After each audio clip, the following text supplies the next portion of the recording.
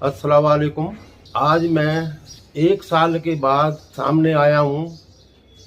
मुझे पता लगा कुछ परिवार में कुछ लोग बदनाम करने की कोशिश कर रहे हैं और ये हमारी पारिवारिक चीज को सोशल मीडिया पर लाना, झूठी बात करना गलत है। मैंने अपने बच्चों से मना किया था कि अपन किसी के बारे में या परिवार के बारे में सोशल मीडिया पर कोई बात नहीं करना है। मैंने उनको समझाया, पर आज बहू और बेटों ने मुझे बताया कि इस तरीके से हमें बदनाम किया जा रहा है।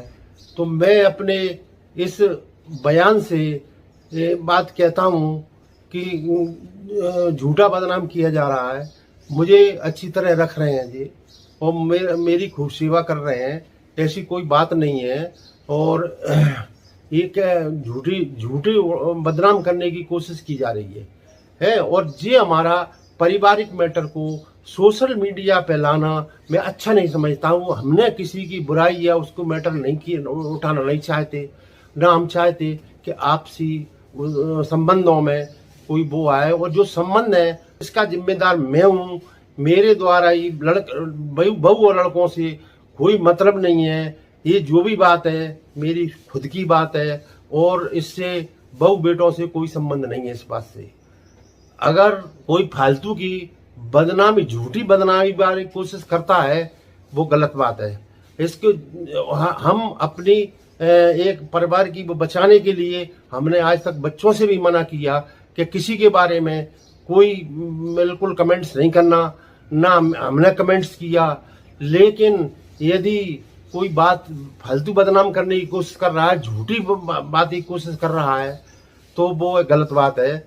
मेरा खास आप लोगों से निवेदन है कि आप बात को समझो। ये पारिवारिक मैटर है, पारिवारिक संबंधों के पारिवारिक कमियां सब में होती हैं। अगर हम अपने परिवार की कमियों को मीडिया पर उजागर करेंगे, इस पे सोशल मीडिया पर उजागर करेंगे, तो ये ठीक नहीं है। हम नहीं चाहते कि पारिवारिक संबंध अपने अलग होते हैं और जो भी संबंध बनते बिगड़ते हैं परिवार के, उनसे सोशल मीडिया से कोई मतलब नहीं होता। ना मैं ये चाहता हूँ कि फालतू की बातें दूसरा करे। और हमने भी सब बच्चों से मैंने मना कर दिया है कि कोई किसी के बारे में फालतू बात नहीं करना। लेकिन दूसरे लोग बदनाम करने की कोशिश कर रहे हैं जो कि गलत है। इसलिए मेरा आप लोगों से गुजारिश है कि इस बात को ना माने किसी की कि ऐसा हो रहा है वैसा हो रहा है। झूठी चैनल पर बदनाम करने की कोशिश की जा रही है। आशपा के बारे में जो भी बातें हो रही हैं झूठी हो रही हैं। उसने कुछ नहीं किया, वो मेरी बहू है, उसने कुछ नहीं किया, ना उसने कोई बात कही। ये तो समय समय की बात है कि अपने पारिवारिक जायदाद का वो होता रहता है। कहीं कर्जा भी होता है, कहीं वो लेन देन भी होता है, कहीं कुछ खरीदते भी हैं, कहीं कुछ बेचते भी हैं। इससे कोई परिवार में होता रहता है। इसका सोशल मीडिया से कोई संबंध नहीं है। और कभी जबरदस्ती के रिश्ते ऐसे नहीं बनाए जाते। रिश्ते दिलों के होते हैं और जबरदस्ती रिश्ते ऐसे नहीं बनाए जाते हैं। अगर ये बात आसपास से कोई लेना देना नहीं है, ना आसपास से कोई मतलब है इस बात से। ये फालतू की बदनामी करने की कोशिश की जा रही है और मैं नहीं चाहता हूँ कि मैं अपने संबंधों को उस पर उठाऊंगा। यदि ज्यादा बदनाम करने की कोशिश की, फिर मैं सब बातें उठाऊंगा। अब अगर यदि इसके बारे में मुझे नहीं बता तो मैं पूरे पर कच्चा चिट्ठा उठाऊंगा। मैं नहीं चाहता कि अपनी बात उस पर, हम इतने गिरे हुए आदमी नहीं है। हम नहीं चाहते कि कोई भी चीज को सोशल मीडिया पे लाया जाए। मेरे परिवार में मेरे लड़के या लड़कियों के संबंध में जो भी मामला है वो मेरा मामला है। लड़कों से या बहूओं से कोई मतलब नहीं है। ये मैं मुखिया हूँ परिवार का और मेरा ही मामला और मेरे से ही मतलब है।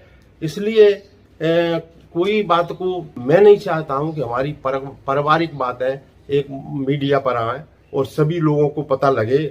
ऐसा है, कमी हर आदमी में होती है, मैं ये मानता हूँ, ऐसा नहीं है। लेकिन हर आदमी अपनी कमी उजागर नहीं करता है, अपना बहुत भला बनने की कोशिश करता है और दूसरे के लिए बदनाम करने की कोशिश करता है। मैं अभी बीच में काफी बीमार हो गया था, तो अब मुझे किसने पूछा है, मेरा बिल्कुल ऐसा हो गया था, बहुत ज्यादा बीमार हो गया था। किसी रिश्तेदार ने मुझसे नहीं पूछा, ना किसी ना कोई, आजकल कोई किसी का नहीं पूछ रहा। ये कोरोना का टाइम चल रहा है, कोई किसी का नहीं हो रहा, और अपने ही पराये हो रहे हैं कोरोना के टाइम में। लेकिन झूठी साची किसी की कहना वो नहीं है। यदि ऐसा हुआ इस पे, तो आगे जाके मैं और फिर इसकी वो करूंगा। मेरी गुजारिश है कि इस बात को यहीं खत्म करने दो और आगे मत बढ़ो। मेरी और मेरी बच्चियों का मैटर है तो वो मुझसे ही है। मेरे बच्चों से कोई लेना देना नहीं है, मेरी बहुओं से कोई लेना देना नहीं है। बच्चियों के संबंध में मैटर मेरा खुद का है। जहां तक कोई लड़की है अगर ये कहती है कि मुझे बहुओं ने भगा दिया, बहुओं ने नहीं कोई भगाया। ये परिवार के मांगने है, झूठी बात है कि इसने भगा दिया, उसने भगा दिया। किसी ने किसी को नहीं भगाया। मैं सम्मुखी आऊँ, मेरी चलती है, ना कोई भगा सकता इनको, ना कोई बुला सकता। मेरे जब तक मैं जिंदा हूँ, मेरे बाद में इनका आएगा। मैं हूँ जब तक इनका कोई मैटर मोड़ियों से भी नहीं है, ना किसी परिवार के रिश्तेदार से। जब तक मैं बैठा हूँ मेरे ही संबंध है, और मुझे क्या संबंध किससे रखना है। मैं बाप हूँ, मैं समझता हूँ कि किसकी गलती कहाँ है और क्या है। इसलिए मैं अपने उसको कच्चा चिट्टा नहीं खोलना चाहता, इससे कोई फायदा नहीं है। इसलिए मैं नहीं चाहता, ना किसी ने भगाया, सब झूठी बात है। अगर कोई जो कहता कि मुझे उसने भगा दिया, ये कर दिया, ये तो खुद के दिल में गिरेबान में झांक के देखे कि किसने किसको भगाया है कि नहीं भगाया, और ये झूठी बात है। और किसके साथ किसने बेईमानी की है, ये तो हम नहीं चाहते कि, ये तो अल्लाह ही देखेगा इस बात के लिए कि किसने किसके साथ बेईमानी की है। अल्लाह ही इसका नतीजा देगा। मैं इस बात को अल्लाह के ऊपर छोड़ता हूँ, और अल्लाह ही इसका वो पूरा करेगा। अस्सलाम वालेकुम, कैसे हैं आप सब। तो काफ़ी टाइम बाद आया हूँ, और आपने पापा जी की बात तो सुन ली है कि क्या बोले हम पापा जी, और इसी वजह से हम कमेंट का जवाब नहीं दे रहे थे। 1 साल हो गया हमें भी, और हद इतनी पार हो गई आज 1 साल में कि मजबूरन हमें अब उसका जवाब देना पड़ा। हम इस मुद्दे को उठाना नहीं चाहते थे, लेकिन सोशल मीडिया पर लाना नहीं चाहते, क्योंकि पापा की बहुत इज्जत है, आप जानते हैं। उनको बहुत अपनी इज्जत सबको प्यारी रहती है, आपको पता है। हमें भी अपनी इज्जत प्यारी है, पापा की भी बहुत इज्जत है, तो सब रिश्तेदार देखते हैं इसको, और इसलिए हम इसको सामने नहीं लाना चाह रहे थे। लेकिन कुछ लोगों की नेगेटिविटी, गलत कमेंट, आसिफा ने ऐसा कर दिया, आसिफा ने ये कर दिया, हर चीज़ आसिफा ने कर दी है, जो कि सब गलत है। उसको कसूरवार ठहराना। अगर आप लोग ये सोच रहे हो कि हमने कमेंट में रिप्लाई किया है, तो कमेंट में रिप्लाई भी हमने 1 साल बाद ही किया है, क्योंकि काफ़ी टाइम हो गया है ये सुनते सुनते कि पक गए हम। बेकसूर इंसान को सताना ये भी एक प्रकार का गुनाह है। और ये कुछ लोग हैं, इनमें से मैं नाम लेना चाहूँगा। इनके नाम है खान नाज, ईरम खान और टीना खान। ये तीनों तो इस तरीके से आसिफा के हाथों के पीछे पड़ गई कि यानी पता नहीं क्या जन्म से दुश्मनी हो इनकी। और ये एक बात और पता चली है, ये खान नाज है और ईरम खान जी एक ही हैं। अब मैं ये इनकी ऐसा लगता है मुझे फेक आईडी है। इनकी भाषा से मुझे पता चलता है, जो कमेंट में ये लिखती है उससे मैं समझ गया हूँ ये कौन है। मैं बता नहीं चाहूँगा कि कौन है ये। हमारे बुजुर्ग हैं, अभी पापा हैं हमारे, वो सब कुछ करते हैं। हम कौन होते हैं कुछ करने वाले, आप ये बताइए। हमें देख के लगता है कि हम चाल फरी भी हैं, कि हम कुछ करते हैं। आप बता दीजिए। जो व्यूवर्स हैं वो 3 साल से देख रहे हैं हमको बराबर, और वो अभी तक हमको पहचान नहीं पाए।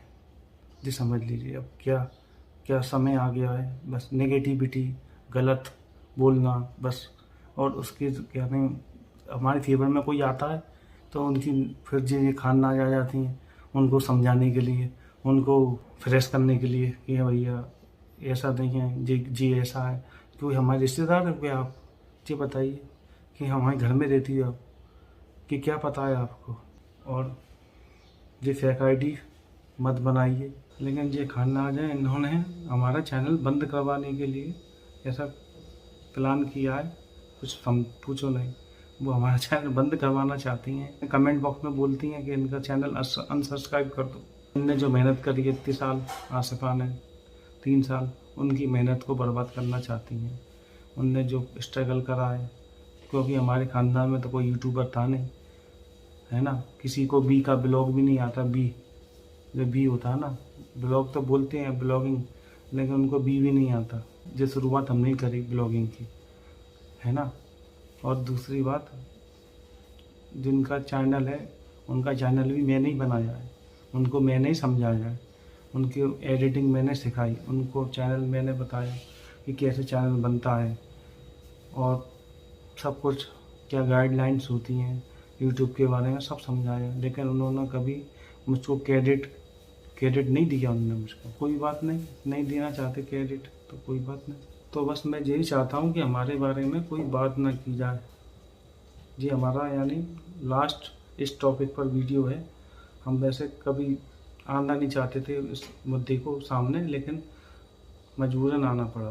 ये समझ लीजिए, जब सर पे से पानी ऊपर हो जाता है तो इंसान को कदम उठाना पड़ता है। अब जो पापा ने बात करी है आज, उनका मान, उनका सम्मान रखना हमारा फ़र्ज है, क्योंकि माँ बाप का दर्जा सबसे बड़ा होता है।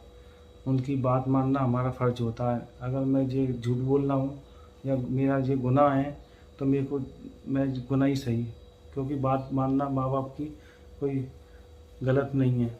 उनने बोल दिया जब, ना हमें उनके बारे में वीडियो बनाने से मना कर दिया, यानी जवाब देने से कुछ भी, और फ़ोन पे बात करने से मना करा उनके।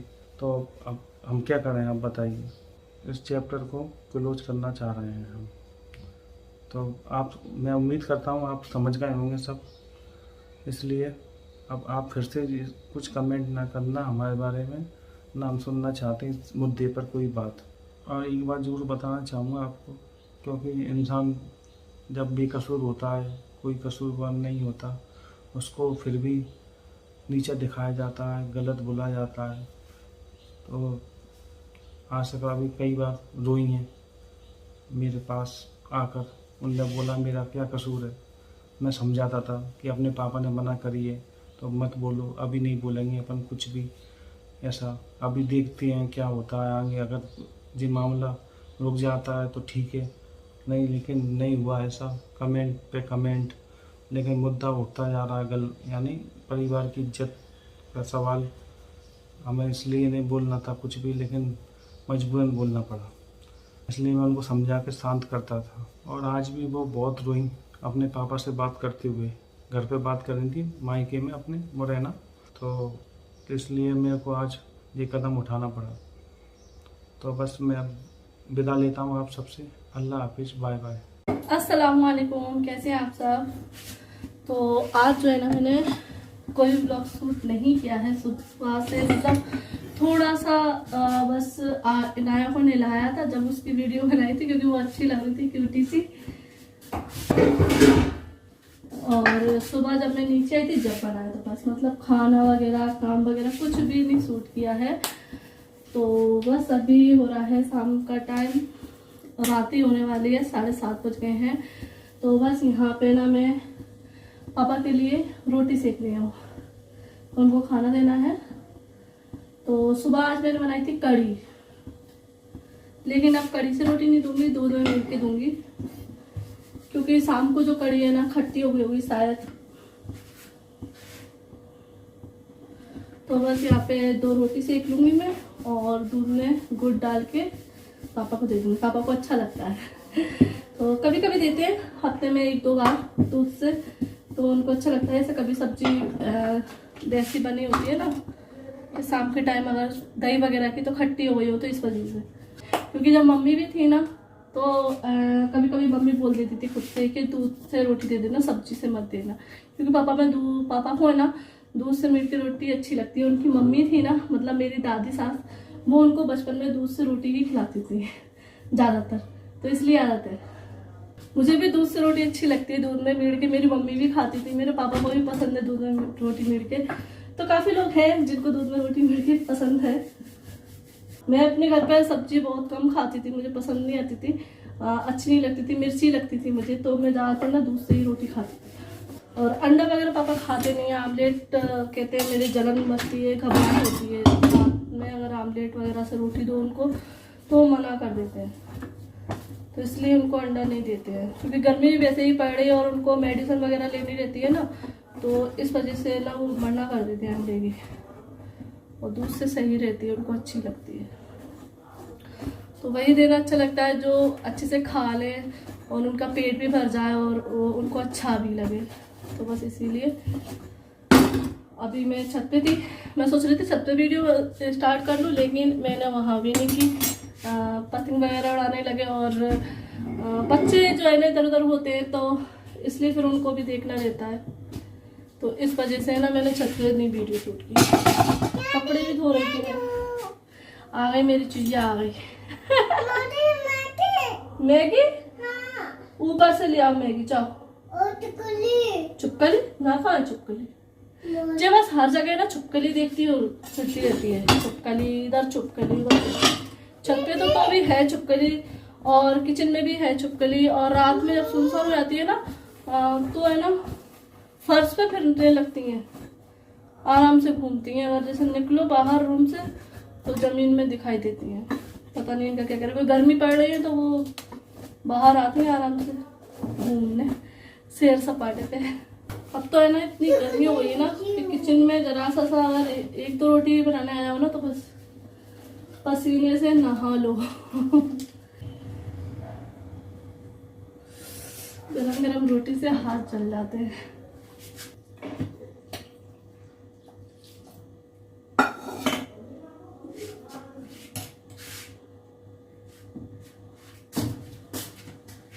तो अभी पापा को तो खाना दे दिया है और अब मैं बना रही हूँ बच्चों के लिए पुलाव, चिकन पुलाव। थोड़ा सा ही बनाऊंगी बस इन दोनों के लिए। ये 4-5 पीस है चिकन के, तो इन्हीं को डाल के सिर्फ बिना मिर्ची के, जैसा कि सादा चावल बनाते हैं आलू डाल के बनाते हैं, तो बस मैं चिकन डाल के बना रही हूँ, इस तरीके से बनाऊंगी। तो चलिए बना लेते हैं। तो बस यहाँ पे ये मैंने ऑयल डाल दिया क्योंकि थोड़े से ही चावल बना रहे हैं तो थोड़ा सा ही ऑयल डालूंगी। और ये मैंने डाल दिया दालचीनी का टुकड़ा, थोड़ी सी काली मिर्च और बड़ी इलायची और लौंग, और बस इसमें ये एक बड़ा प्याज कट करके डाल दिया। बस इसको थोड़ा सा फ्राई कर लूँगी। तो यहाँ देख लीजिए ये हल्का सा फ्राई हो गया है और इसमें ही ये चिकन डाल दूँगी। और ये देख लीजिए चावल हैं, धो के रख लिए हैं। तो ये छोटी वाली कटोरी है, छोटी सी ही, क्योंकि दोनों बच्चों के लायक बना रही हूँ, तो बस यही मैंने लिया है। और ये है चटनी, जो कि मसाला मैंने भून के रखा है, तो इससे इजी हो जाता है कि बच्चों के लिए अगर थोड़ा सा कुछ बना रहे हैं तो ये नहीं है कि तुरंत थोड़ा सा मसाला पीसने बैठो। तो इसमें है टमाटर, हरी मिर्च, लहसुन, अदरक और गरम मसाला, चाट मसाला और दही। इन सभी को मैंने पीस के जो है ना इसको भून के रख लिया है एक कटोरी में।